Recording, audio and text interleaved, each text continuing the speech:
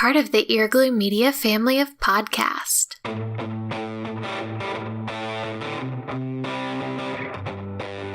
You're listening to the Cantina Cast, your home for thought-provoking Star Wars talk. Join Albert and Jonesy in breaking down the latest news, trailers, movies, and of course, your favorite characters from a galaxy far, far away.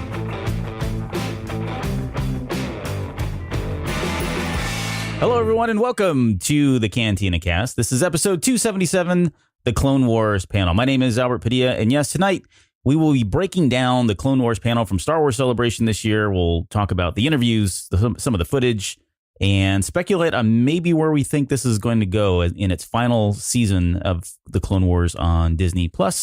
And here to help me do that is our very own Clone Force 99. First up, and still buzzing from Chicago. Hi, please welcome Jonesy to the show, or Jonesy as you are most recently known as Yoda number 2. Jonesy, how are you doing tonight? Yoda number 2? Where did that come from? Well, we'll get to that in just a second. Also okay. Joining with us, contractually obligated for at least 2 more shows. It's none other than the Dark Lord of podcasting and the creator and producer of Cantina Cast. Please welcome Yoda number 1, Mike Rondo. Thank you for having me. Oh my goodness. Well, see, that's what I was supposed to do, right? Mike. What? Yeah, what? Mike got it right. I teed you up to do a Yoda, and you didn't do it. I know. You should thank me. Because, we've been doing this for the last 10 minutes before we came on air, and it's been driving Albert up a wall. Nuts. I'm ready to end this show now. Good night, everybody. We'll see you guys next week. Don't do it, Albert. No, see, that was awful. No. See, I lost it. Yeah. I had it there. But anyway, yes, I'm glad to be back, at least to annoy Albert for maybe 1-2 more shows. I don't know what's going on, but, I'm looking forward to this. Thank you. And we'll make this a drinking game. So every time you hear a Yoda impersonation, good or bad, mostly bad. Drink you will. Have a drink on us. Take a shot. All right, let's get to the news. Again, contractually obligated. First up, let's talk about the Lost Jedi audiobook. So this is something I know both of you were discussing before we came on the air, both listening to it. I have not. I will listen to this probably for the show purposes, just because I don't know. You're contractually obligated to read this. Listen to this, yes. But Mike, go ahead, start this off. What are you thinking so far? How far along are you with this, and what are your first impressions here?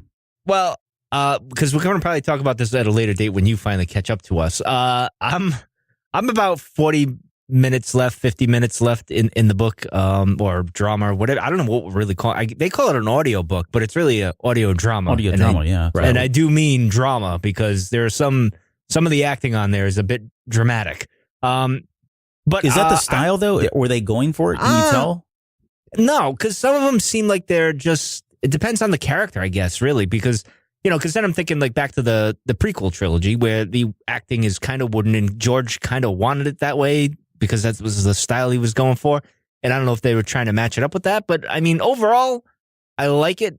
It's a little too Harry Potter meets Star Wars, and I don't remember being that kind of a talking that way when I was a teen. I don't know, but overall, I like it. There's some interesting things, and I look forward to talking to those things. But it is. I'll say this: it's worth at least listening to when you drive to work. Yeah. And Jonesy, you burned an Audible credit on this one as well, yeah? Right, yeah. This was, the good thing is it's a little over 6 hours, where originally it said it was about 5.5. So there's almost an extra hour of content in there. What I will say about what Mike's response to was about it being over dramatic. When you think back to the radio drama that we had with the original Star Wars, that was a little over the top too in many places. And I think that's just how these things are, with making sure that you overemphasize some of these things so you get the visuals going. That's fair. That's fair. Yeah, so I view it very much like that, where it is a little over the top, but it is very much in the spirit of the old radio dramas that were back, somewhat when we were kids, but even before our generation, with the War of the Worlds type of things and those really cool events. So this is really well produced, though, and Mike's right. There's some elements to it that have some really good story elements and characters. And I like that it's moving us through Dooku's life. So I think we're getting a nice flavor for a lot of different touch points through it. But we'll talk about that here in a few weeks. So far, so good.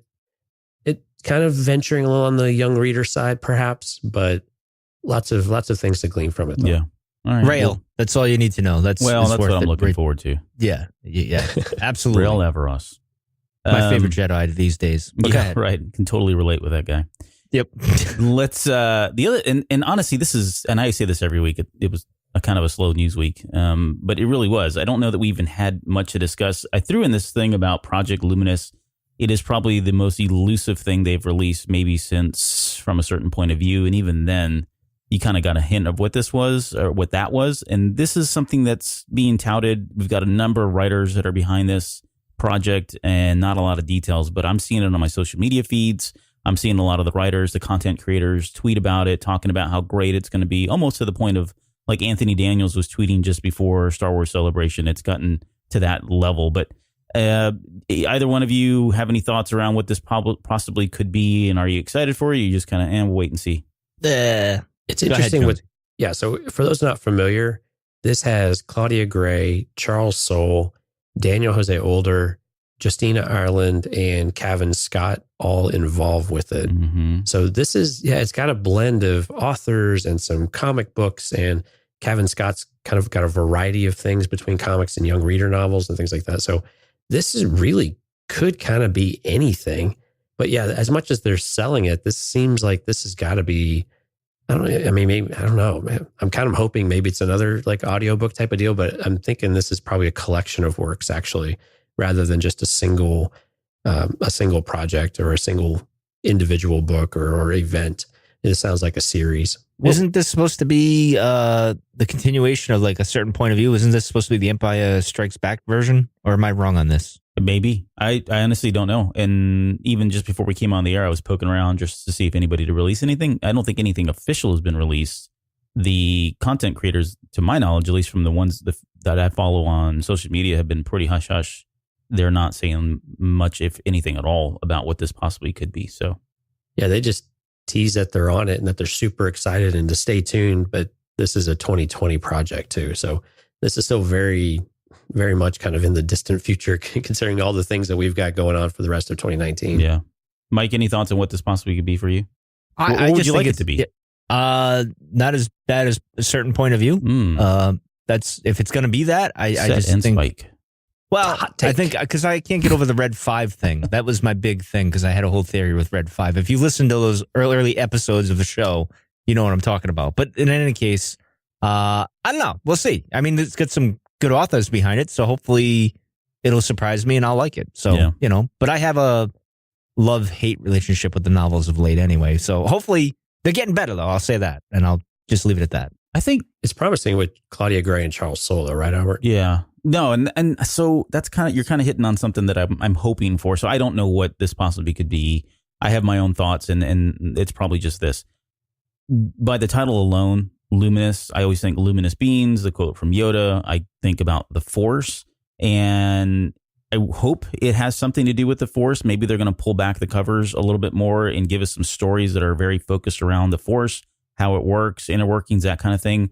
Maybe we're at a point now in Star Wars culture where they can do all of that, and Disney feels like they need to do that in order to open up either worlds in the future or worlds in the past, try to explain some of this stuff.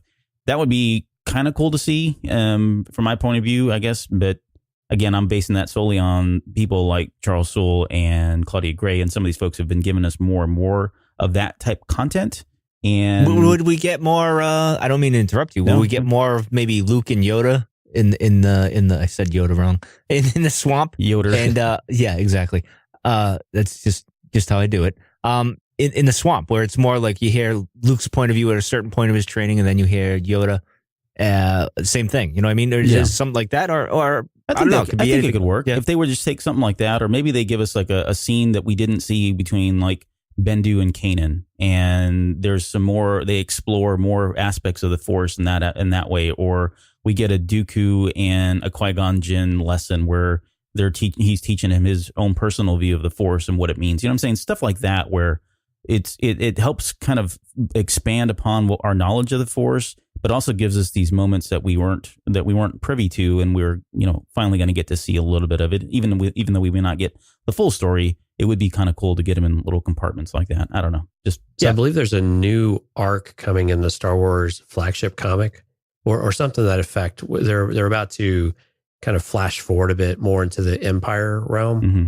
And I'm probably getting this very wrong, but anyway, there's a character where Luke is going to encounter Ben Do, which of course sounds very much like Ben Do. Mm-hmm. Now, there's not a lot known about that, and I'm probably getting what the comic book actually wrong about it, but there's something that is upcoming relatively soon, and there's some interaction between them. But is it just me though, or in general, it seems like Lucasfilm Publishing, Marvel, whoever you want to equate it to, seems unwilling or disinterested in touching really anything with Luke Skywalker. And I kind of think that's probably pretty intentional. And I don't know that it's to build anticipation for some big reveal. I just think they're really trying to distance ourselves away from Skywalker. Yeah. Does it kind of feel like that at times? No, I think it's more R2 than Luke, but that's just my own opinion. But I don't know about that. Well, based on the trailer and the sequel trilogy, I'm just going by that. But anyway, the real hero of the whole saga. But I will say this: I think it's kind of a fair assessment, Jonesy. But I've always said for a little while we weren't going to get much on Luke because they have that gap to fill between the Force Awakens Jedi. and the Last Jedi, and where we're going from Return of the Jedi. There is something that's going to happen at some point. I've always said for years that we've been doing this. There would be an animated series with him and Ben and all that and what he was doing at some point. I think that'll happen at some point. I think that's why they're intentionally not filling in those gaps yet, because they're still trying to work that out, so to speak. It's not that they want to stay away from the Skywalker saga, because the Skywalkers make money, man, at the end of the day. Yeah. So I think they go that's in. yeah. No, I just want to say, I think you're right. And I think they kind of go into these, at least with the sequel trilogy, I think they went in and said, okay, we're doing the sequel trilogy, and really none of you guys are allowed to write much of anything about Skywalker. We don't want to touch on anything just because they've got to allow the writers to kind of explore and create without having to have restrictions on them. Now, that said, we did get the Adventures of Luke Skywalker, which I think was written in parallel to kind of tell some of that backstory. So that's probably okay. But I think that's really all it is. I think at some point, I'm not going to venture to say that it's in the next 2-3 years, but I think at some point they'll probably start diving back into Luke Skywalker, almost as a Renaissance sort of thing. But I think honestly, they're probably just more focused on putting the original trilogy and the original trilogy characters behind them, moving forward.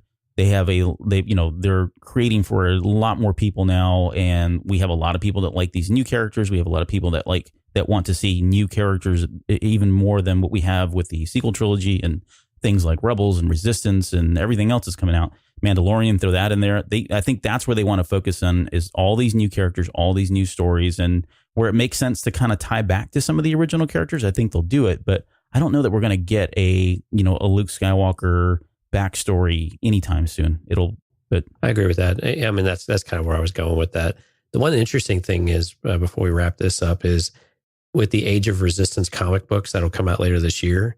One of those is going to be a Snoke book, which I was a little bit surprised. I was a little surprised by that, because there was a character we talked about for a while, and I think even Mike, you had talked about a couple of years ago, all the interest in Snoke's backstory. And once we saw Last Jedi, it seemed like that was it.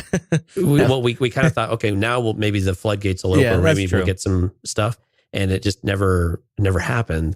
And now we've got this one-shot book. Now it's a 20-something page one-shot book, so temper expectations, but it's still interesting that we're going to get something. So I'm curious which, I'm assuming it's from the actual Age of Resistance era rather than some actual true backstory, but I'm really curious to see what they will share in that book, because that's something I think even today, I think we're all still interested in where this guy came from, or what is his story? Maybe not just his total backstory, but what is his story? I mean, I wonder if we're even going to get anything touched on in episode 9. Like, are they even going to, like, if Palpatine's back, and there's a billion theories on that now, how does that all tie in? Are we going to get any of that? I don't know if we'll get that. It's almost like Snoke's dead and gone, and that's over, and we just moved on from that, like he didn't even happen. I don't know.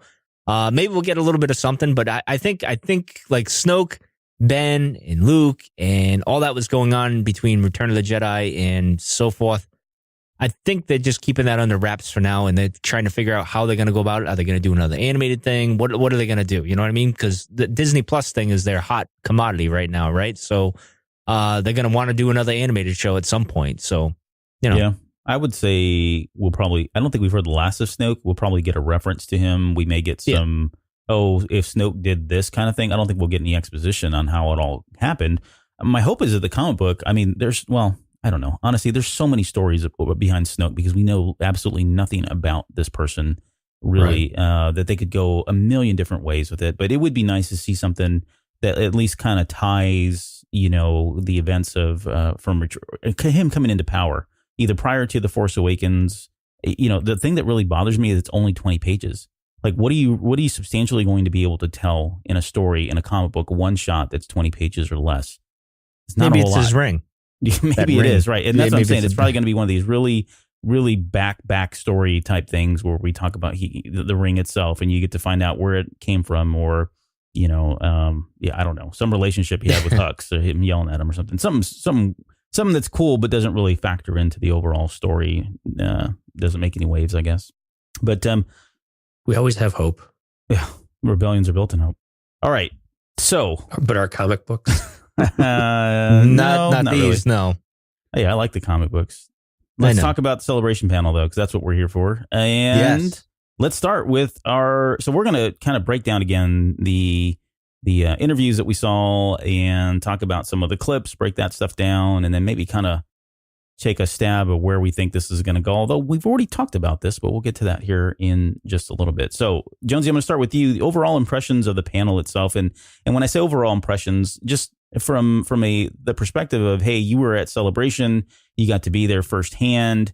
What was that like? And then how did this stack up against some of the other panels or even some of the other events for you at Celebration this year? This was one of the ones I think going into it, I was most excited about after the episode 9 panel, because Clone Wars is back, and we've been so excited about it. And when we were doing some of the Clone Wars episodes last year, it really got us re-energized about the franchise. It made us forget a little bit that, there were times where it was a little bit boring or a little drawn out, even though we had fantastic moments and fantastic arcs, but it really re-energized us last year. And so I was really looking forward to this, and being there for the event and seeing the conversation and getting to experience that was a lot of fun. This was hands down my favorite panel of the entire convention. Mm-hmm. And it was just, we've talked a little bit about it in our recap show a couple weeks ago, where the cast and the crew they're just such an engaging group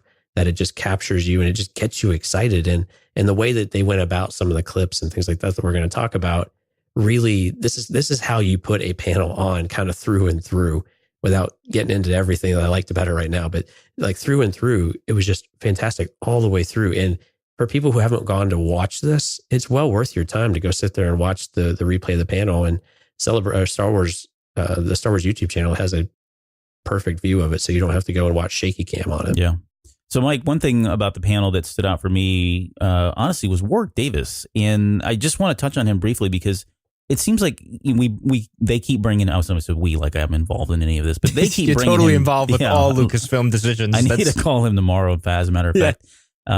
He borrowed my toothbrush, but he's just. I mean, how wonderful of a gift is he to have somebody who's been in multiple movies, a huge fan, host these things. Yeah. I mean, he's a great kind of host. I mean, who else would you want besides him? No, he's probably the perfect host for anything like this. He just gets it. Actually, I was going to say, I guess this was probably my favorite panel other than The Mandalorian. Mandalorian was the most interesting. Mm-hmm. This was my favorite because Ashley, Dee, Sam, Tom, they came out all after and stuff. And Dave, of course, even Warwick, they all get the fandom very well. Right. And they get how to get reactions out of us and to rile us up and to tease us and to, Dave can't tell us everything, but he's going to tease you in a certain way that, he just knows how to do it. Like they know how to play the crowd. I'll just leave it at that. Yeah. And it's awesome. And that's why I enjoyed that panel. Now, what they said at the panel was far more enjoyable than what we got at episode 9, but that's not because those people are boring or anything like that. They're not.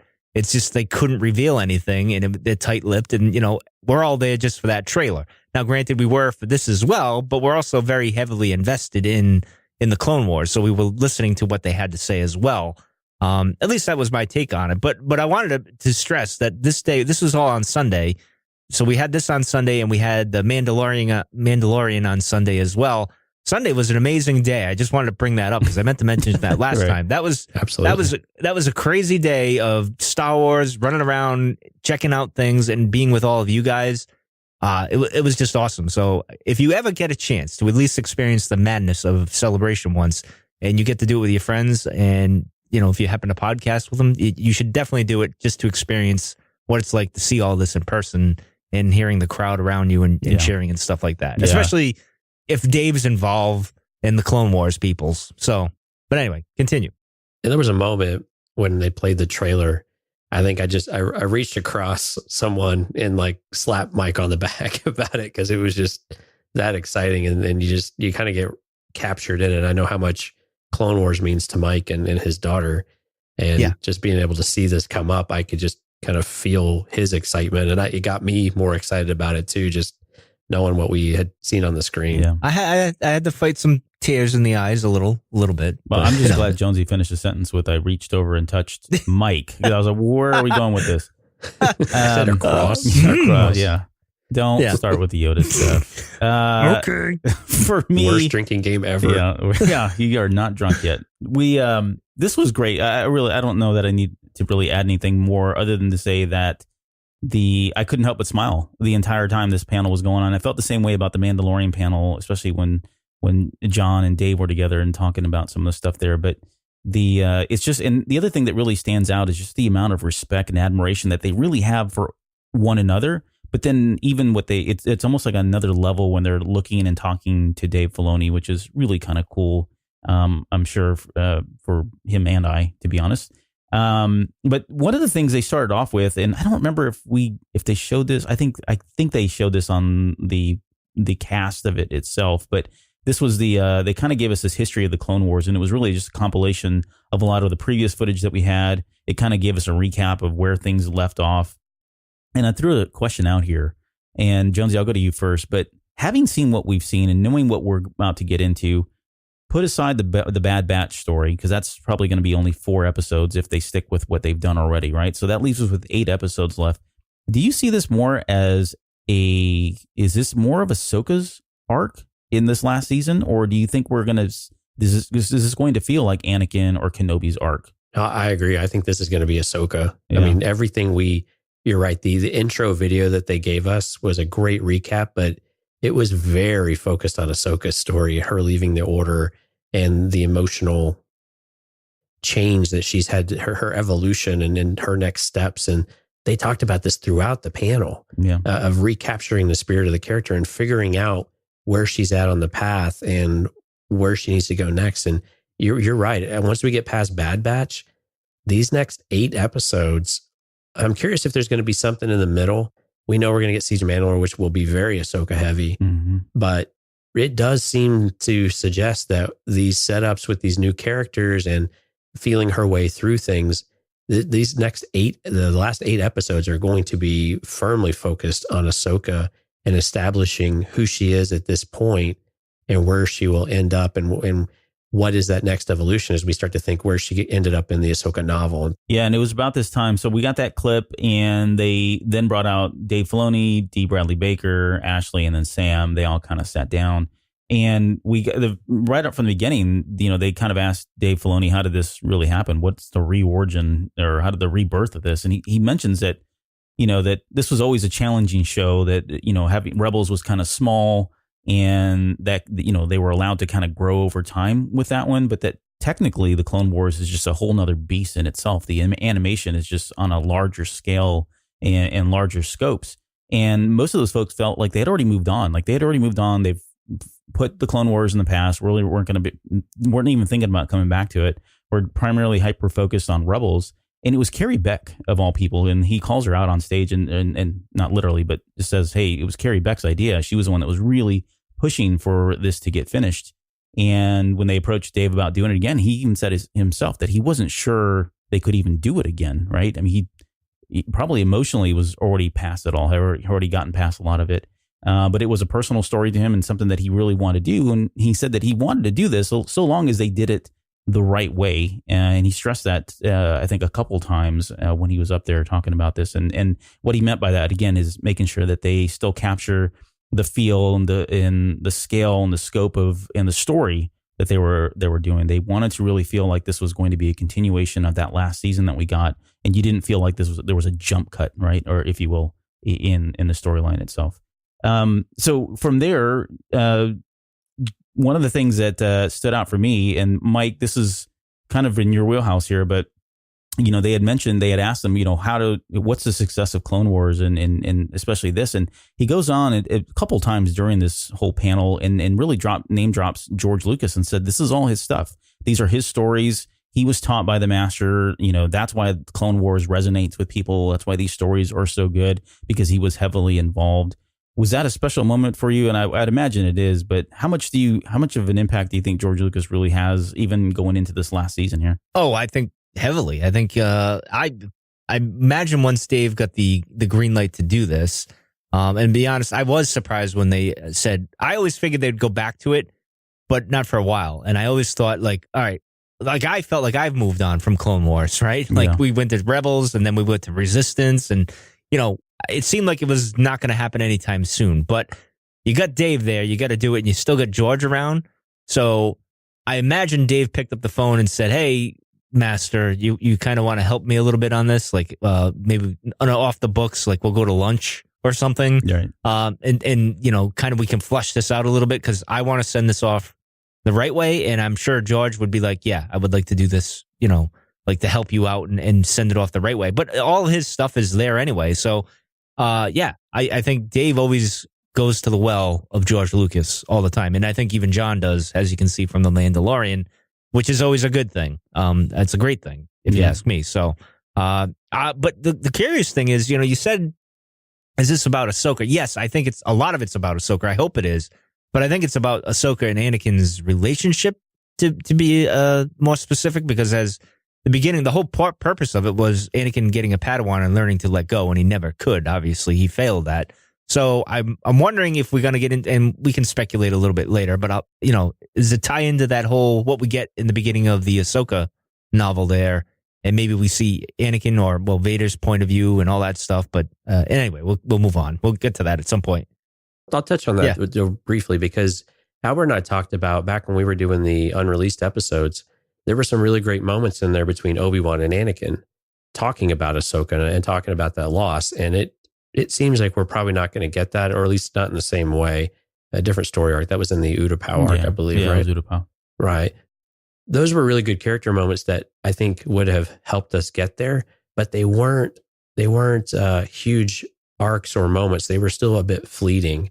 And so I'm curious if we we're comfortable with where Anakin is to an extent, and if they'll leave that a bit open, and they'll firmly shift that over into Ahsoka. And I think with Rex too, because in the trailer, we got a very strong feel that, Rex is starting to question more and more too, right? Mm-hmm. And we'll get into that a little bit, but I think very much a Rex and Ahsoka story. And quite honestly, with the panel with D. Bradley Baker and Ashley, and just seeing how close they are personally, or at least the impression they give us personally, it gives you kind of an impression that this is going to be a kind of a buddy cop story of sorts, of where they are, when they get reconnected, it's very much a pair, and they're going to take on the world type of event. Yeah, I can see that. I think also between those two, they had a great moment on stage, and we're not going to really get into every line. Go watch this part of it specifically, but there's a moment in there where Ashley Eckstein is kind of talking about how they found out that the Clone Wars was coming back. And she literally pulls out her phone and starts kind of reading this text message that was going back between her and D. Bradley Baker. And by the way, the funny thing was, while they were up there, like, they kept referring to D as Rex the entire time. And even when Rex was talking to Dave Filoni, he kept saying, "Yes, sir. Yes, Commander." He kept talking in character, which was kind of weird. But anyways, they go on and they're reading from this text message, and they're kind of going back and forth. That's so weird it is. Mm-hmm. Yeah, thank you. Take a shot, everybody. They're going back and forth reading the text messages, and that's just one of the best moments, because they know they're not supposed to be talking about this. Everybody on stage knows they're not, and especially Dave Filoni knows they shouldn't have been talking about this, and they go into talking about the trust tree, and that she even greases the wheels to before she even starts a story. She talks about how they're a very close knitted family. She says they're ironclad, right? She's ensuring reassuring Dave that what she's about to say really didn't go out any further. I don't know if he believed her, but they kept cutting over to Dave Filoni and just some of the looks. I mean, at one point he had his hat pulled down. He had his, he's face palmed the entire time, shaking his head. I mean, he just couldn't believe the words that he was hearing. He couldn't believe that they were, talking about this so openly and freely over text messages and all that.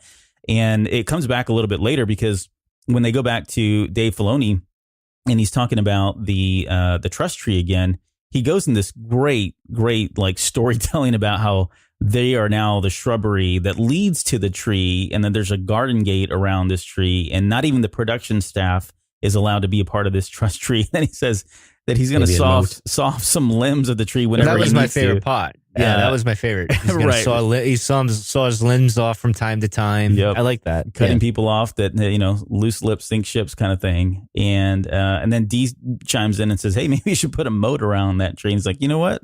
Rex, and this is one of those moments. He says, Rex, get the clones together and have that built. And he's like, yes, sir. Right away, sir, or whatever he says. So anyways, it was that whole interaction, just the way they were kind of going back and forth. And you can just tell they do feel like a very close-knit family, very, very close friends, that kind of thing. So great stuff. And Ashley, I mean, and they know they were skirting the line a lot too, because she was like, is Dave with you? Because this feels like a trap. Yeah, right. Yeah, You know? yeah. She at one point was questioning whether or not she was being set up or this was a test of some exactly. sort. But I like what you said earlier when you said when we were watching it live, we were smiling the entire time. Yeah. When I rewatched this week, I literally smiled the entire time I watched it, even watching it again or for a third time. Yeah. It just has this magic to it of the interactions between them all. And you're right, man, Dave's expressions and face in his hand and just pulling it ever so tighter, and you hear the crowd laugh. It's just classic. Right. I mean, these are just classic moments where they are just digging this hole deeper and deeper, and Yeah. they're all having fun. But it's still, please go watch this video. It's great. Smile with us. Yeah, smile with us. So the first clip they show is of Bad Batch, and before we get into that, Dave was kind of talking. I mean, the question that was posed to Dave is, "What can we expect from these new episodes?" And he mentions there were some technical things that they've done, some enhancements there. He talked about the facial features were tweaked a little bit. Now the emotions are truer. We've got some subtlety in the brows and the nose. They mentioned Bad Batch at that point, and he talks about this was George Lucas's idea, that these were essentially super soldiers, and this was an extension of Clone 99 arc that came up a little bit later, and that they had these reels out there, and they felt like, well, we can just retool them. He said they did make some minor changes, which makes sense, I think, given how they want to set up that last season. They probably had to tweak a couple things, but for the most part, these are the same reels, and these are the exact same reels that we covered. So for those of you who are unfamiliar, we did cover Bad Batch back in episode 245. We covered all 4 episodes, and just quickly, it's the Bad Batch, Distant Echo, On the Wings of Caradax, and Unfinished Business. So, in fact, when they mentioned that, I looked over to Jonesy and I'm like, we look like geniuses now that we've covered this. Yeah. I remember you saying because it was not, we were, I guess, expecting this to come back, or maybe we were. I think we did mention in that episode that, with the new season, if they ever brought it, when it came back, there's a first for everything. Yeah, right. We've been right. I'm proud once. of you boys. Once. Yes. Once. But let's talk about that clip real quick. So and I didn't get a chance to go back and watch the episodes myself. I don't know if either of you have, which one they showed that clip of. I'm familiar with the scene because we covered it very thoroughly, I thought. But essentially the Bad Batcher, they've gotten together, they're going against a bunch of clone droids, and we get to see the relationship between them and Rex, where Rex, and this is kind of what we talked about in that episode, Rex is very he's very tactical. He's got things, he wants to do things, almost by the book, if you will. He's got a certain way of doing things, and he immediately starts to try to pitch that to the Bad Batch, and they're like, nope, we're going to do this our way. And I think I forget which one it is, but one of them yells out, hey, it's time to execute. It wasn't Order 66. That's not the right one. Right. Yeah, it's Plan Hunter. 82 Shockwave. That's what he says. Right. Yeah. I do like that one, though. Sorry. No, that's not Ryota. But so there's Hunter, Crosshair, Tech, and Wrecker. Those are the 4 members of Bad Batch. But Jonesy, as you were watching this, for me, it was really cool because what we did our show on was very rough cuts. There was no, I mean, at some point, people weren't even, they don't even blink. Sometimes they just kind of float across the screen. But it was really neat to see this thing finalized, given how much time we had spent, watching those things and kind of breaking them down. Yeah, some of the old animation that we had originally seen was more like electric football, where the players just slide along the board. Yeah, very good analogy. No, this was really cool to see finally finished. And D. Bradley Baker kind of hinted at this, that it doesn't sound like they really recorded anything new, because when they did the episodes, the voice acting was actually all done. And even though I think some of it was a little over the top at time, especially for Wrecker, it sounds like they pretty much left it as is, no changes. And they were fun episodes. And what was really interesting about this arc and why it's worth exploring, I think, and we got this in the trailer, is Rex talking about his brothers that he's lost. And Echo is one of them. And this series spoiler is alert. where we spoiler alert. Yeah, spoiler alert. This is where we get to learn a little bit more about what happened to Echo. So this is a great arc for that alone. And they showed scenes from, I think, at least 3 of these episodes, if I recall right, at various stages. Yeah. Mike, had you seen the Bad Batch stuff prior to us doing the show, or even on your own time, or have you seen it since then? I've seen it unfinished, I believe, when you guys were covering it, but I think I saw it before. It's just like when we get to the Ahsoka clip that he showed, I swear I've seen this before, like with the jumpsuit there. I don't know why. I feel like when she was on the speed of falling, or back in 2015 when he showed it, when I was at that Clone Wars panel, he might have showed drawings of it. I'm not sure what that was. I just feel like I've seen all this before, which is kind of, in one aspect, I'm like, cool, they're going to show the unfinished stuff that was there. That's great. And they polished it up. And then I'm like, well, are we getting anything new? I hope we get something that's new. And I think we are, because I think that's part of the reason why you're getting that polished look, so to speak. I think they kind of said, all right, well, we got to make some new episodes here to kind of finish this out properly. And I think that's what they did. Yeah. But that's just my take on it. But as far as the Bad Batch goes, I'm not that impressed with them. I think they're cool, but I don't know. I think they're a little over the top for me. I don't know. But I will say this, my daughter, when she heard that part where Rex was saying, I lost my brothers and that, she got emotional because she loves Fives, Echoes, Heavy. Like those are her boys. Like, she loves them. Yeah. And she got a little emotional there with that. She loves the clones, man. So, it was cool. She liked the Bad Batch people too. And it'll be interesting. I'm looking forward to seeing how that plays out. Because I've heard you guys talk about it.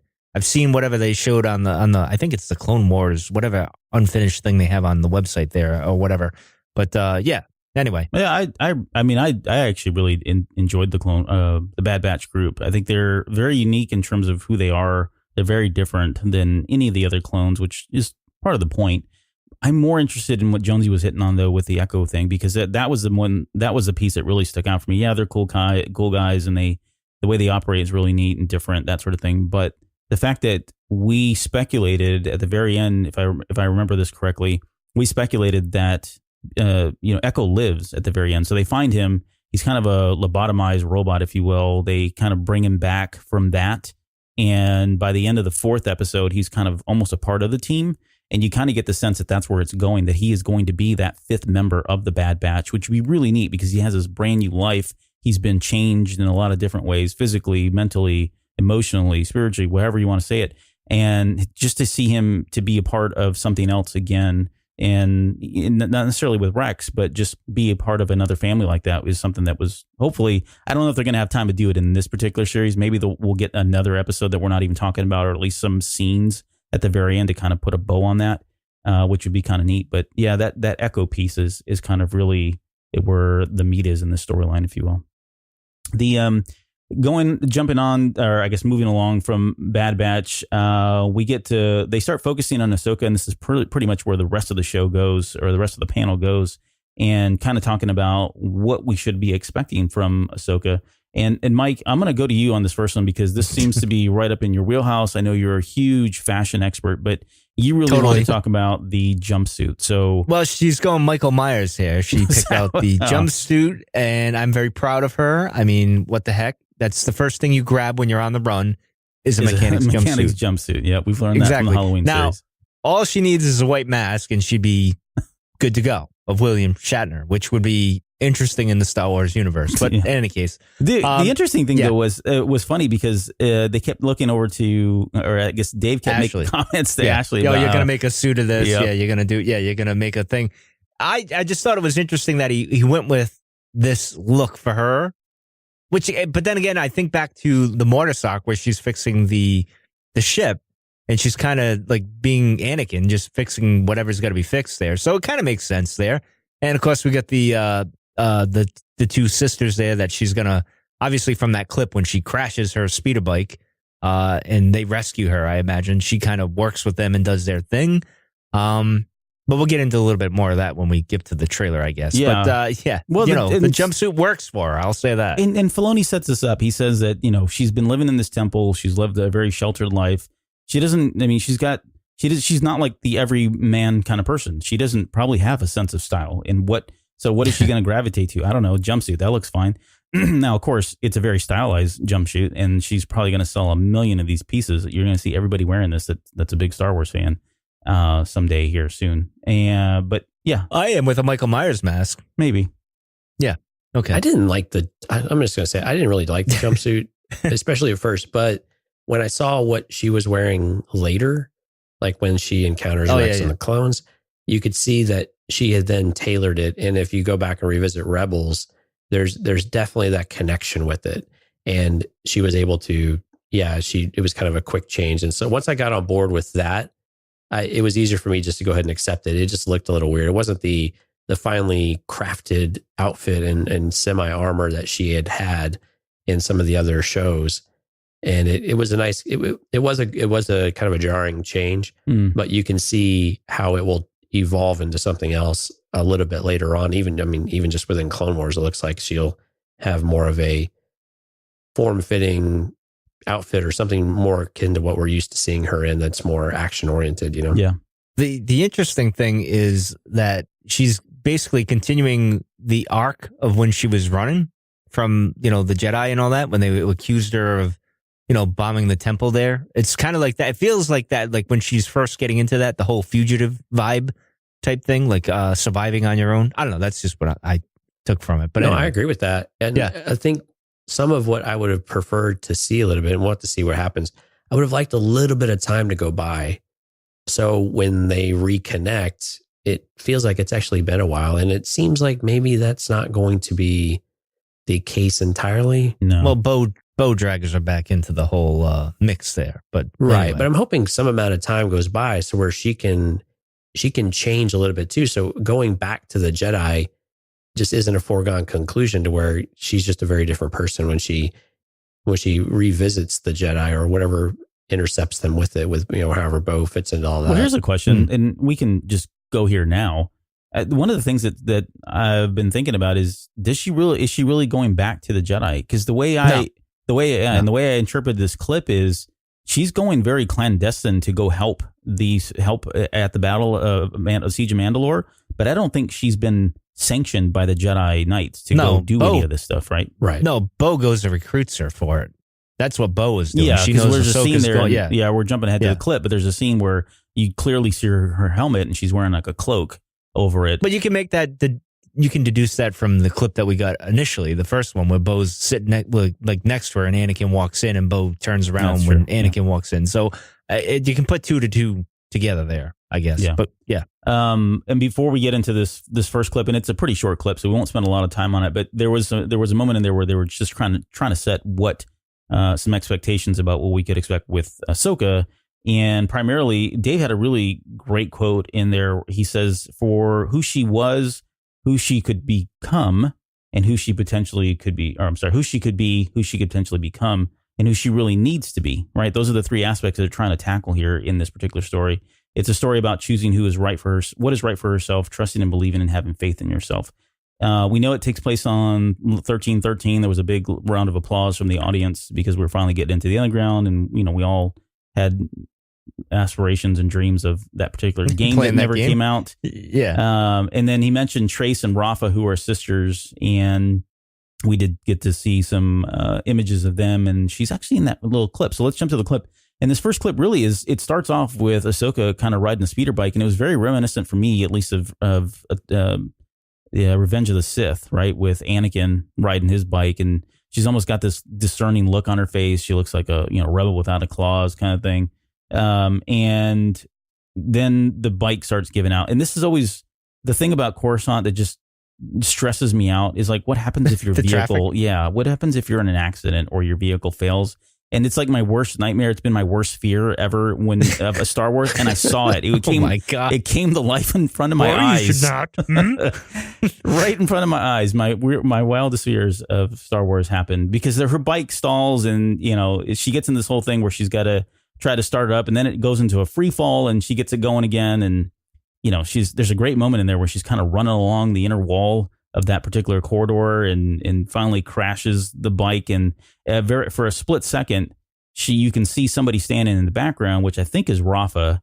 And it ends with the bike and, hanging out, dangling over the side. And she's literally holding on to one of the handlebars, waiting. And my guess is Rafa's going to run over there and pull her up if she's not able to get out herself. And I think that's how they are. She's doing her Yoda impression there of hanging on. And then they pick her up there. That's what's going on. Actually, Actually, I thought of Mortis with Obi-Wan and the little bike there that they had, and even her. She picked Obi-Wan up in there, because the little volcano that she had to go down there where the sun was. Yep. I don't know. Yeah. Yeah, the dark side place. Yeah. So anyway, sorry, didn't mean to throw up. No, that's it. And that was really the clip. I mean, Jonesy, anything else?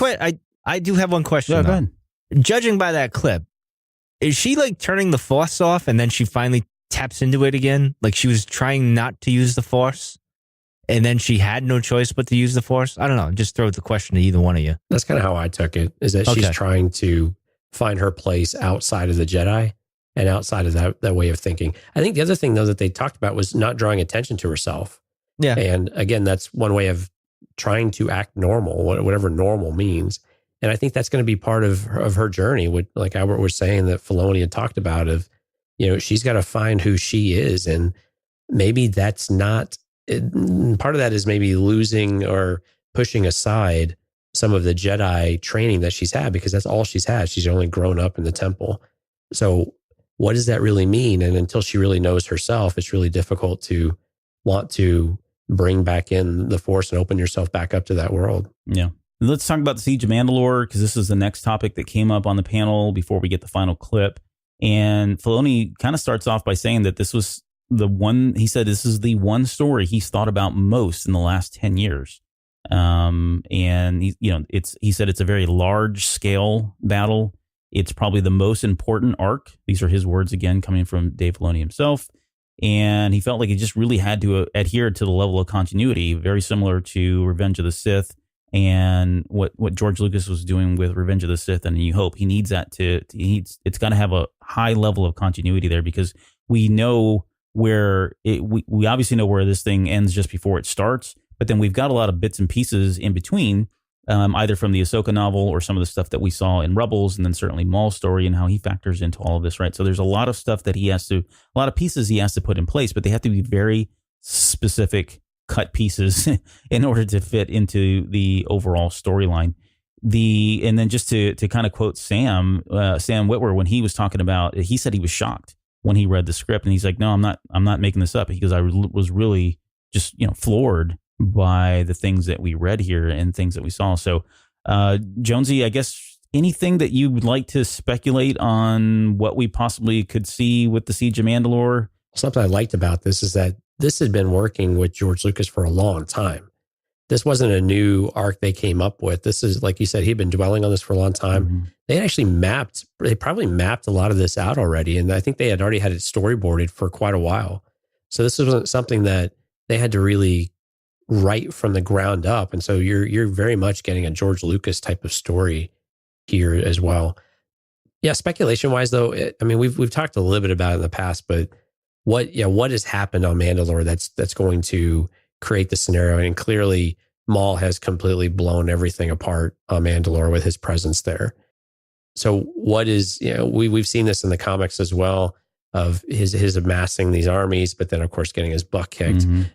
Yeah. What is the stage that we're going to walk into with Mandalore, and what disaster are they interjecting into, to where Bo-Katan is like, I guess presumably needs Ahsoka's help directly, but I'm really more curious about how they're bringing the Jedi and the 501st into this specifically, because that seems like she's either having to go to them for help, which is kind of my guess, is that she's approaching them for help rather than the Jedi actively wanting to get involved with this conflict. Well, I think if I remember correctly, and I didn't watch the episode before I left, but I think those last few episodes with Duchess of Mandalore and everything, I think it leaves off by, and I forget who it is. Someone says, "Hey, if you allow him to stay here, the Jedi Temple, the Order is going to show up, or the 501st is going to show up, the Republic is going to show up," and someone, I forget who it is, someone makes a decision of, so be it. I'd rather they show up and come decimate Mandalore to get Maul out of here, because he's just pretty much,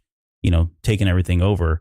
So I think they knew going in, at least that's the way the episode ended. It was, they knew going into, or I guess leaving that episode, that the Republic would find out, and that there would eventually be a raid or an invasion. And even though that was, again, going to be damaging in itself, that was still a cleaner path than allowing Maul to continue to have his power there. And I really hope that when we leave these episodes, that Mandalore is really left in ruins, right? So that I think it is, because in Rebels, it seemed like it was anyways. Yeah, no, I agree with you. Yeah, I mean, because that was the thing I liked about the Legends take on Mandalorians, was that it was much more of a nomadic type of society. And they were still very, very clan oriented, very family oriented, but it wasn't necessarily grounded in anything. So they had this very earthy feel to how they live their lives, and how the code of conduct and the code of honors that they abide by. And I would like to see a little more of that flavor work into it than the pristine type of society that we saw of primary for Mandalore, right? As compared with what we had with Death Watch living in the fringes and things like that. So I'm kind of hoping, we see it kind of torn down to a more basic structure. And I'm not advocating what we had in Legends specifically, but just something that's a little more grounded, and you get that earthier type of feel to it. So it's a little more, I don't know, dirty, if you will, to where you can actually pull more story out of that, because you've got a lot more struggle, a lot more challenge of rebuilding, and what does it mean for a society type of thing. Yeah. I mean, I almost see it as, like, you look at Boba Fett and his armor, he looks very rugged, dirty. You look at the Mandalorian, he's kind of got a little bit of that going on. But there's a clear difference in terms of the way they look or I guess I should say post Siege of Mandalore and pre Siege of Mandalore. When we look at some of the clones, or I'm sorry, the Mandalorians in the Clone Wars, they're very pristine, very clean kind of thing, and it's very different after that. But Mike, for you, any predictions, and maybe even Bo-Katan, because they mentioned in this panel that she plays quite a pivotal role in this storyline. Any thoughts there around how this is going to play out? I'm not really sure, because I was thinking that as he said that, and then, Sam was saying, I was shocked, and, all this stuff. And I said, well, what could be other than like the planet being wiped out, basically, which is why it's kind of a big thing. And they call him the Mandalorian, because there's not many around. Mm-hmm. So maybe something like that, and they make a big deal out of the metal that is in there, Beskar there, and whatnot. So I'm wondering if it has something to do with that. Hard to say. I really don't know. This is the one thing I'm curious what could be, because this is the big moment, other than Ahsoka and Maul fighting, which looks pretty damn good. I don't know. I'm really curious. My only question I have is, this going to be, how many arcs is this going to? It's going to be one big thing, or are we going to get like 6 episodes that are into how are they doing this? Because this is like the big crescendo here, right? Yeah, so yeah. I imagine we're going to get a few filler, I hate using that term, episodes of things, and then we'll get into this whole thing here. So I imagine there's an episode where Anakin's talking about missing Ahsoka, because I know that was out there. That reel is out there somewhere where they're doing something and they talk about it. So you probably get that, and obviously the Bad Batch and a few others. But I'm just curious if it'll be 6. I hope it is, because I want to see the before, during, and I definitely want to see the after, with her on the run, Rex on the run, and even Vader kind of dealing with whatever happened. Yeah. So anyway, yeah, it's a good point, Albert. So how many episodes for this arc do you think they really need in order to tell it right? I think I'm going with 6. I think there's one at the beginning, maybe 2 at the beginning. I think we get, well, no. One at the beginning, Bad Batch, one in the middle, and then we get the 6 that finish it. I'm basing that solely on nothing. But that's kind of how I think of it. Because I think Bad Batch has obviously got to happen towards the beginning, but I don't think they start off with it. It seems like it would be a weird place to just pick up from. I think they need an exposition story to kind of get you caught up on what's going on, set the stage. I mean, they could tease out things for both Bad Batch, things for the Siege of Mandalore, and then go in there and then come back to it. So I almost feel like they do need another episode kind of in the middle of those just to transition off as well. But yeah, and I think I agree with you because I think we'll jump right into Ahsoka, which is kind of a pickup from where we left off. And then you're right. Then we can have the Bad Batch episode, even though it seems like it's a little out of place. What it does is it puts Rex back with Anakin and allow Ahsoka to come up like we saw in the teaser last year, right? Where Master had spent a while. Yeah. I think then you've got the moment, then you can start to kick that off. And you're right. So depending on how many they need to establish Ahsoka as on her own, I still think they're probably going to stick to this 4-4-4 type of arc. Yeah. I think they can still do this really well in 4, but they need to if they use these first 4 to be Ahsoka driven of where she's at, I think they've really got to work in some other aspects of what else is going on in the galaxy. And I think they can do that with Bo-Katan. Her showing up, you can have other scenes where you can see what's going on with her. And then this is her journey to go and find Ahsoka to find help. And we can get some flavors of that throughout this arc. And you can kind of do 2 at the same time. There's another clip in here that we've not talked about. It was the unfinished clip that Dave wanted to personally bring to Celebration and show. And this was the one where, Anakin is walking with Ahsoka as they're walking through a hallway.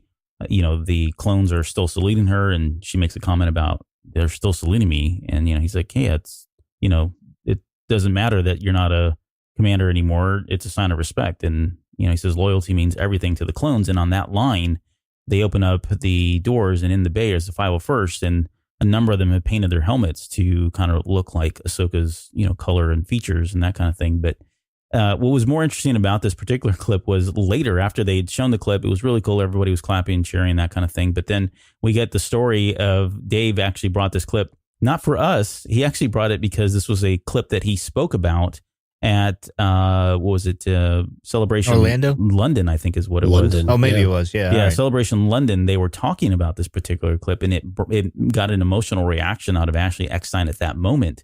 And he decided to bring this version of it so that she could actually see it because she had never seen it before. And she was crying again on stage because now he had done it to her twice, basically, which I thought was pretty cool, cruel, and sweet all at the same time. So That's why I love Dave. yeah, no, absolutely. But so Jonesy, just kind of initial reaction or thoughts on that one? No, it was a really cool clip. I mean, it was an emotional clip too. I mean, seeing the bonds that the Jedi create or have with their armies, with their squads, whatever you want to call it, with their captains and the clones in general, I think has always been one of the really great parts of the Clone Wars. And that was really one of the things that they did such a great job of explaining and showing the humanity of the Jedi, and also the ability for clones to be unique and different and bring something different to the table. And to see that reciprocated in this was really nice. And the story just put it over the top with Ashley. And again, it's the way that Dave delivers these lines, which is the best, because he's like, "Oh, is that what made you cry back then? Right. Oh, wow. I didn't think, Let me twist the knife. Let me twist it a oh, little. wow. That's something, it's just his ability to, his weird sense of humor is really cool. And it's just so much fun to watch it, but it's really nice to see that these types of things, and we talk about this all the time, but the actors have so much invested that when they see these moments, it's not just Ashley, the others kind of look in amazement too. And they were all out on the floor watching it. They get out of their seats and go down to watch it at the screen, and they're just so engaged still, and they want to be a part of this. And that love for what they're doing is so evident in everything that they do. Yeah. Mike, it was before we get to the final clip, they at that point brought out Matt Lantner, Catherine Tabor, Tom Kane, Matthew Wood, James Arnold Taylor. So it was like, it was pretty much everybody was there. The band's back together. I think Warwick Davis said it best. But how was that for you to see everybody up on stage like that? And go ahead. You can go ahead and blow one of your Yoda impersonations, because I think we had Tom doing a few. Tom came out. That was awful. Yeah, Sorry, Tom. But work on your Yoda impressions. Yeah. Well, thank you, Jonesy. I was actually surprised they weren't out sooner. I think that was my only. I thought of that after. I'm like, well, because I figured, all right, well, we're not gonna get the whole, like, James Arnold Taylor's on around. I'm a little surprised by that. So I was happy they came out. It was nice that they came out, and I even thought, wait a minute, where's Catherine? Because she was doing autographs, wasn't she? I was trying to think of these things in my head, all right. And I'm like, she's in the audiobook panel too. Oh, on top of that, I'm like, wait a minute, where are these people? I'm like, all right, well, maybe that's just for the big reveal that they're going to do. And it's funny because I saw these unfinished clips, right? And this other clip, and I'm like, wait a minute. There's no way he's just going to show this and then just leave. I'm like, there's no way this is going to, no. I'm like, well, maybe they are. Maybe they're really not finished. Maybe, maybe it's true. Maybe they didn't really finish anything up. And the thing I took from this when they were, and like you'd said earlier, Jonesy, is a lot of this audio was already done. So I don't know if we're going to get anything really new. But we'll see, I guess. But anyway, I think I really get on that. Yeah, no, it's good. The one thing that so it was great to see everybody up there. But the one thing that just stuck with me about this particular moment in the panel was at the very, very end, and we touched on a little bit earlier when Dave Filoni was kind of talking about why the Clone Wars works, and he kind of mentions that because he learned from the Master, he was taught by the Master. And he said that he sat down and he listened to him. And then he kind of looked out to the audience, almost into the camera, and said, for anybody that's, doing anything really, is kind of the message here. When you go in and you're learning for the first time, or you've got a new job, new position, that kind of thing, it's important to listen. No one's really impressed with how much you can do and what you can do. What we're really impressed with, and I say we, because I experience this in my own personal life almost on a daily basis, both professionally and some of the other extracurricular activity stuff that I do. But I think that it's a lost art of just shutting up and listening and taking notes, and not trying to always say what you need to say, show how good you are, say how good you are, impress people with what you know. And it really feels like this guy took that lesson to heart. And it's a lesson that, again, we as, leaders in different things and mentors in different programs are constantly trying to get across the same very message, that it's okay just to listen. It's okay to keep your mouth closed, take notes, listen, trust that, when you're working with people that are older, that have done a lot of this stuff in the past, that there's something to learn there. They've got a lot of knowledge, a lot of wisdom that they're trying to partake. And if you're open to it, it will make you a better person. It'll make you more successful. So anyways, I'll get off my soapbox on that one. No, it's a great point, because actually we had that exact conversation at work this week. Yeah. You are all here because you are great. There's nothing to prove with one another. We've got to put everything together and get it done. Yeah. Right. And I think this is a theme that we see with Jedi too. Right. And we're hearing it in the audiobook in particular right now with Dooku. I was just thinking that too. Yeah. Yeah. Because that's very much a theme, right? Is that we know you're great. We know you're the best. Do you have to tell us that you're the best all the time? It's just a matter of stop and listen. And it's such great advice, because we just want to talk over one another, or we want to prove how much we know. And you're right. The masters don't do that. And I was reading a book, a documentary or mockumentary, rockumentary, whatever you want to call it, book. And it talked a lot about this, though, of when you go into a room, and this was about guitar players, the ones who are really great because they just play and they jam and they have fun. They don't try to prove how good they are, because quite honestly, everybody knows how good you are. Yeah. But I just like that it was a good theme, and it was very appropriate for what we're listening and reading to right now. All right, well, let's get into the final clip, because we're getting really short on time here. But this was the actual trailer. Obviously, Warwick Davis teased it, and it kind of starts back. It starts up with a flashback of Ahsoka leaving the Order. The quote, "I'm not coming back," that kind of thing. We get the scene of her riding her bike again, and someone asking her where she's from, and then she kind of struggles with. It's audible. You can hear her struggling with coming up with an answer about where she's from. Like, how does she even explain this to people now at this point, that she's a Jedi, an ex-Jedi, if you will, living in amongst the regular people?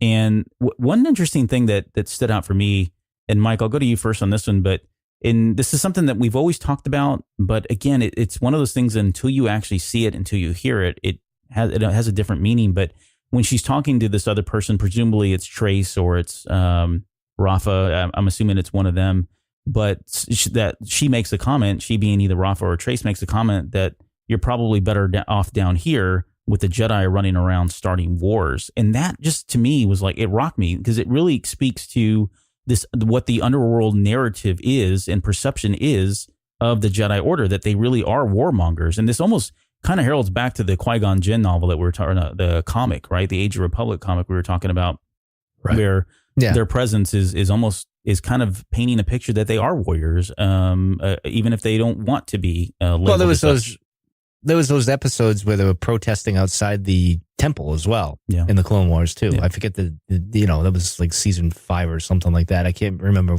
right off the top of my head. But yeah, and then of course you hear Mace ask Yoda, how will we win the war or something? And he says, I'm not sure one really ever does win a war. Because they just keep continuing anyway. So it's just evolves into another one. So that was interesting though. It was interesting seeing how, I'm curious how Ahsoka's going to react to that. Because I would think she would get defensive, but maybe at this point she's kind of like, yeah, maybe you're right. I don't know. Yeah, no, good point. I could see her going both ways, but I'm with you. I think she probably would get defensive, at least initially on. But we'll see. It goes into next kind of scene is Rex holding up a picture of Fives, and Jonesy, this is that line you were mentioning about where he's, we've got a picture of Echo and Heavy and some of the warriors that he's lost there. We've got the Mace and Yoda conversation going back and forth. And then we get another voiceover where someone says, you'll never see any Jedi around here. And they're speaking of the underworld in level 1313. And again, another one of those, wow, that's right, moments, though, even though we've probably talked about it or touched on it in one way or another. But yeah, I can't see why the Jedi would even take the time to go down. They're all fighting wars and battles and they're out protecting people all across the galaxy. And then you come to think that they probably aren't spending a whole lot of time in their own, homeworld there, if you will, in 1313. Well, it's very much this class-based society too. Yeah. What are the Jedi in? They're in this temple high above, they're in the upper levels, right?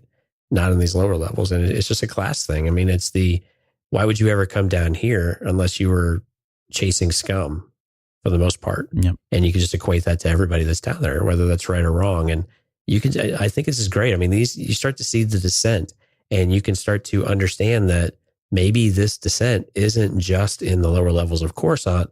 Maybe this is across the galaxy of how people really do view the Jedi. It makes Palpatine's rise all that much clearer and easier to see how he's got a road kind of paved for himself. Well, Rael's point of view. Because Rael doesn't think so high. But anyway, I don't want to get into Rael. I just wanted to bring him up. But anyway. Yeah, I don't want to dive into the council or anything right now. No, that's several podcasts. We've got to do that episode. Yeah. There's the next scene is Rafa. She's got a ship. And then we presumably see her, Trace, and Ahsoka. They blast off in the hyperspace. Mike, are they heading? That's the one that throws me. Well, and that's what I was going to ask the question. Where are they going? I don't know, because the shot after that is when Bo shows up, right? Like they're running by and the Pikes are chasing them. Yeah. Which is interesting. Mm-hmm. So is like Ahsoka getting into some shady, I need the survival type thing. And then Bo kind of hunts her down. And I don't know if that's like they're taking the ship to do that. I don't know. It looked more like a speeder, really. It didn't look like a ship like the Falcon or anything like that. Like you could actually go through hyperspace. It looked like just like a speeder to me. Oh, I don't know. I'll have to look again. There's a different clip. They launched into hyperspace. Yeah. All right. There is a clip where they're all sitting down. Oh, yeah, that's right. That's right. Yeah. Yeah. I kind of wonder if this is where maybe she goes to Mandalore to check it out. Yeah, and that's what I was thinking, because like she's got to get off that world, and she's probably not going to get a favor done by any of the Jedi at this point. So, well, Bo would take her, I would assume. I mean, if she's there, but that's kind of where I'm going. Yeah. All right. I didn't see her in the clip, but we'll see. Yeah, and she's the one after. Yeah, but I think right, she is, and that's what I was going. We have Ahsoka is she's basically running from the Pikes, and so we don't know what Trace and Rafa's background is. They could be in nefarious activities for all we know. Death sticks and whatever else. There's no Rail. Yeah, we're not going to get Rail. we get Ahsoka igniting her 2 sabers again, and we talked about this. And here's something that was so we talked about the way she's holding them looks awkward, and I would agree. And Jonesy, I think you made the point is like, well, she just ignited them, and I think that's true. I don't know what it is. It still looks weird to me. Yeah, it does look like I would thought she would have snapped back to, but then again, it might have been a while, and she suppressed the Force. Well, I think Jonesy said she was just turning them on. She wasn't going to use them at that moment. Yeah, on Anakin. Let's ask Jonesy. Jonesy. Yeah, she's just turning them on because he handed them to her and she's seeing what they look like. Now, the problem I have with it is having someone else build your lightsaber for you in person. While a gift, right. There was always a deeper meaning and connection with a Jedi and their weapon. And so this kind of runs contradictory to that a little bit. So we'll have to see how they play this up. And I'm sure it's supposed to be a touching moment for Anakin to say, hey, I got these for you and I fixed them and then, maybe a little bit better or whatever. And I'm only going to have to get rid of them in and they're both a blue. few months. Right. Yeah, they're both blue, which, okay. Yeah, I don't know. I don't know if they're going to get into the weeds and explain that, but that was another thing too. It's like, okay, so what happened? I just had these extra kyber crystals laying around and they were calling to you. So right. Yeah. The mysticism that goes with a Jedi and their blade seems like we've maybe lost a little bit of that. I mean, fair enough. We got to wait till the clips or till the episodes come out, but yeah, not really on board with that. But actually, we'll see how they do it. Stuck out when I saw that. And then like when I'm listening to the audiobook of Dooku and everything. And I thought of Ventress's sabers as well. Because in the original thing, I don't know if he does it in this Clone Wars, but in the original series there, he gifts them to her. Right. So I'm wondering if this is kind of like maybe gifting a saber is a big deal too, if it's from your master. So I don't know. It's an interesting, I look forward to that actually. In the words of Obi-Wan, that didn't count. Okay. All right. Fair enough. Fair enough. Next shot is Ahsoka dropping from a ship. She's got her sabers ignited. She kind of lands, does a roll, and then we get the close up and we get that iconic shot of her kind of holding them back in her true form. And dude, we got a badass roll is what we got. Yeah, that's true. That's probably a better word. The sabers stuck in the ground to get her up. Oh yeah. Yeah, she used them, I think, to kind of help bring down her drag too, because of the way she was going. But to create drag is what I meant to say. We also got the poster in that shot. Yep. Yeah. So for those of us that attended the panel, they hand out these little yellow cards, and we had to walk, I don't know, 5 miles. Yeah. Yeah. They got to work out something a whole lot to better go than get that. the poster, but it was worth it because that poster is so awesome looking. I really liked it. My daughter is very happy with her poster. That was the shot, and there's all like explosions in the background, very Rambo-ish, which I really liked. But and then we get the second. So we get a second scene, and I didn't mention the first one, but there's a second scene in there where Obi-Wan Kenobi and Mace Windu are paired up together. They look to be surrounded, which should be an interesting battle. Those two paired together. Wasn't that part of the Bad Batch? Was it? It might be. I think that's at the very end of the Bad Batch series. Okay, I'll take your word for it. We got trying to remember. We got a bunch of quick shots, various battles, wars. We got what was the spider dude now? Darn it, I'm drawing. Trench. Trench, yeah. Trench, right? Yeah. We saw Trench. He's obviously in the Bad Batch episodes. We got to see him, and we had Anakin. Yeah. No, so we got a great combat sequence from Ahsoka. And this was kind of right before the cliffhanger, where she lands in a ship.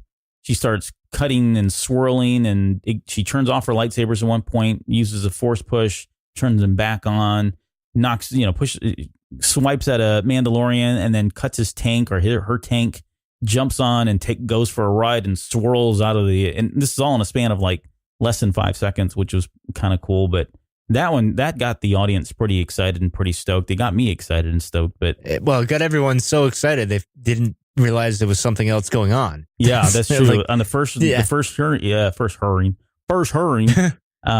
When we first heard this, lost your voice. You have no, I lost my grammar. The first time we saw this, everybody was still cheering. That we didn't hear the very first lines that Maul says right at that moment. It wasn't until they played it the second time that everybody knew to shut up. But anyways, that sequence though I thought was really neat. I think they did some great animation there, and she's just kind of a cool badass character in that moment all over again, which was really neat to see.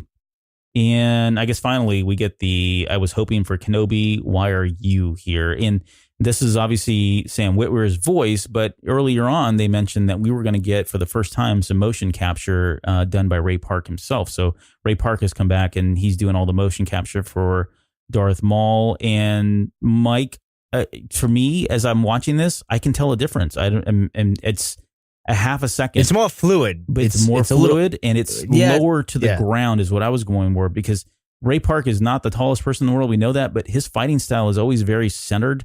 He's got almost kind of his lowered hunch to it. And I always felt like that was missing. I always felt like Maul, whenever they animated him in the Clone Wars, he was very upright as he fought. And you can almost see it almost immediately in that little half a second clip that they showed. Well, you can get away with that because you can say he's got his metal legs. But you could definitely tell there was a fluidity to it. If I said that right. When you see that, it's only like 2 seconds, less than that. It's like, it's such a tease. And then you see the red Clone Wars thing. You're like, that is just so awesome. But yeah, actually, judging by my daughter and how she get excited when Fives and all them were mentioned, when Rex was talking about it. Then she got excited with Ahsoka and the clones. And then she got excited again with Ahsoka doing the jetpack thing. She thought that was the greatest thing in the world. And then I said, shush, you gotta wait. And then Maul and her are fighting with the sabers, and she just lost her mind. So yeah, judging by my daughter, who's like the biggest Clone Wars fan, one of them, this is going to be pretty good. And I look forward to it. Yeah. Well, Dave said this is going to be the definitive lightsaber fight.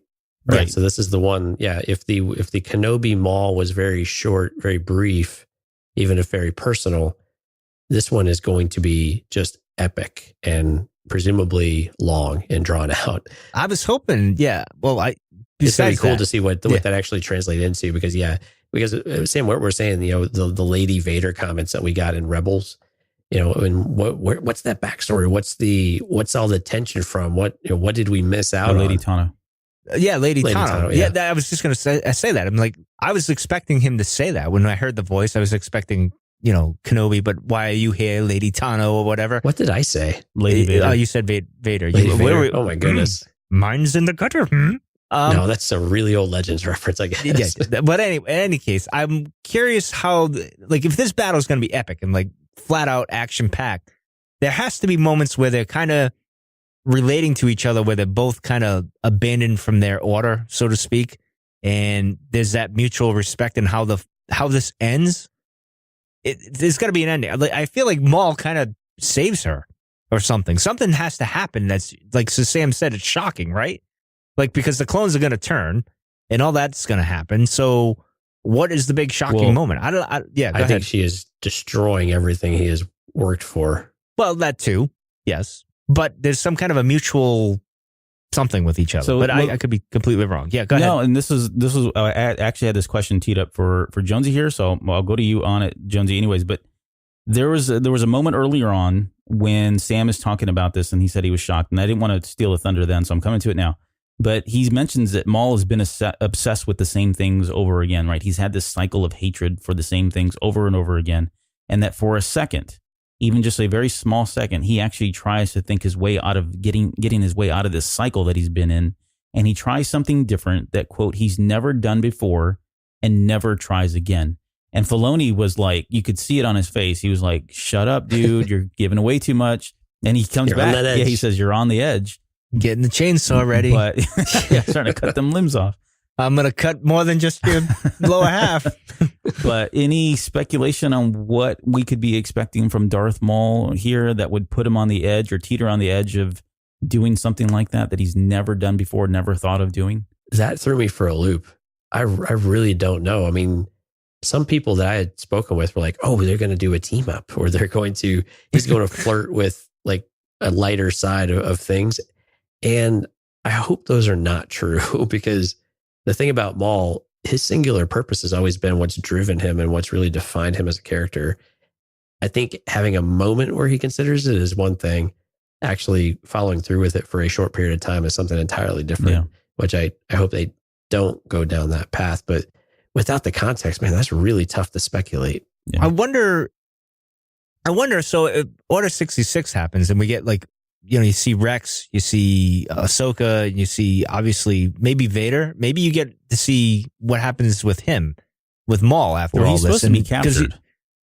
Right? Is it? Yeah, they use a force ray on him or force field. Well, I forget what that thing is called, force stasis or whatever it is.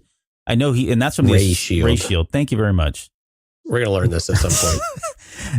Someday, and I think someday we'll learn about Star Wars. Was it the Ahsoka novel? If I remember correctly, I can't remember that. I see because I get lost with the Dathomir comic where he was. Yeah, I think that was Son of Dathomir. Yeah. Yes, thank you. Where he was like in prison, then he escapes or whatever. So I'm in between that. I'm lost. So I don't know if they. Yeah, I think it's Ahsoka so novel, but they capture him that way, and that's when and right around that moment they think the battle's over, it's won, and that's when Order 66 happens, and he escapes through we don't know for sure. It doesn't say, but we just assume that through the chaos of what's going on with Order 66 and all of the 501st churning and whatever the clones that are out there churning on, Tano and Rex and whoever else at that point, he finds a way to get out of there and weasel his way out of there.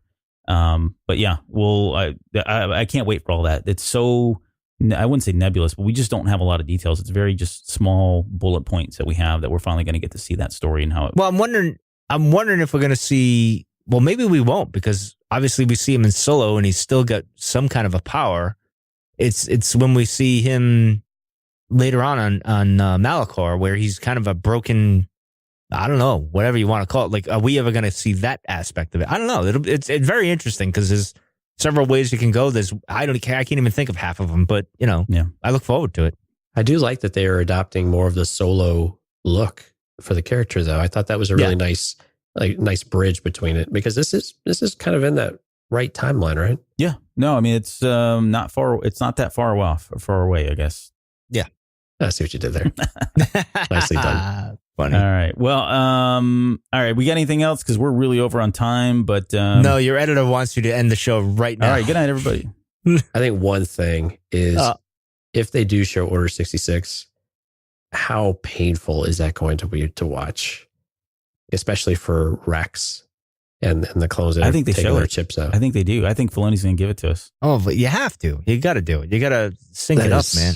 Man, that would be really powerful. That would be really tough to watch, though, too. If it's just going to be, man, if he thought Ahsoka leaving was emotional, I can just imagine what they would do with that and just see the violence between brothers and between family effectively. Mm-hmm. I wonder if you, go ahead. I was going to say, I'm such a fan of Bad Batch. I hope that they don't I hope they're immune to this in some way or they remove their chips as well. I don't want to see them turn. Do you think they'll show up at all? Like after their episodes? No, I don't think so. I think maybe I don't think so either. If they do something, if they do, it's going to be them. Like we're going to get scenes of Order 66 that we never got in the same way. And what I mean by that is we saw the Jedi get killed. Right. We're going to get a montage of different troops, groups, whatever from the 501st and all the other orders that we're going to see some of that. And maybe we do see that very briefly. We see what happens to them if they do show up. But that would be the only way. I don't think we're going to go back and get voices or anything else. It's just going to be a clip and you get to see them. And you're like, oh, there's the Bad Batch and holy crap, they turned too. Or, well, no, they didn't. And look at them getting away. Wonder where they are today kind of thing. Okay. I got two more for you too. These are like together. Are we going to get the Padme? Are we going to get the Amidala joke from Bad Batch? And then are we going to get the pinup on the side of the ship too? I think they'll leave that. You will, because I think you could see it in the first clip, the first teaser they had. I think you could see on their ship, you could see it in the distance. I could be wrong. I was just curious if we thought those were going to stick, given that this is going to Disney Plus. Yeah, and that times have evolved a little bit. Although Resistance still had some of that in there too. But yeah, I was just curious. No, I kind of hope they do because it speaks to them, I guess, right or wrong. That's who they are, and kind of be. And it still speaks to the old war days too. Yeah, that's a good.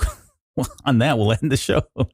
Unless you guys, Mike, do you have anything else? Nope, just end the show, sir. All right, so I can edit. We can't end the show yet. We have one. We've got one shout out, and that is we've got a new Discord member. This is I'm gonna guess it's Isafet. We'll go with that. Isafet.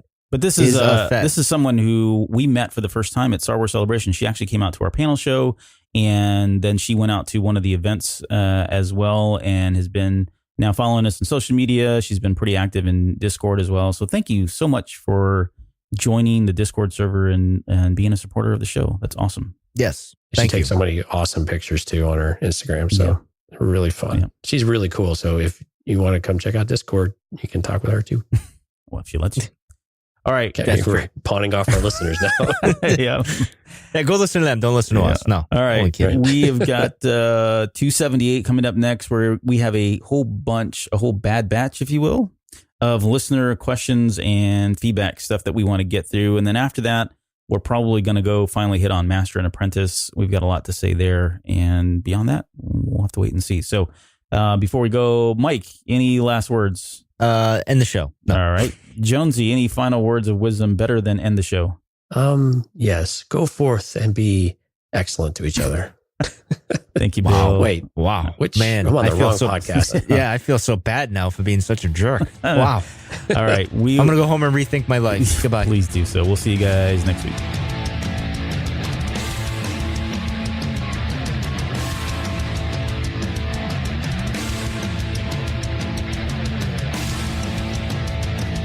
You're still listening? Wow.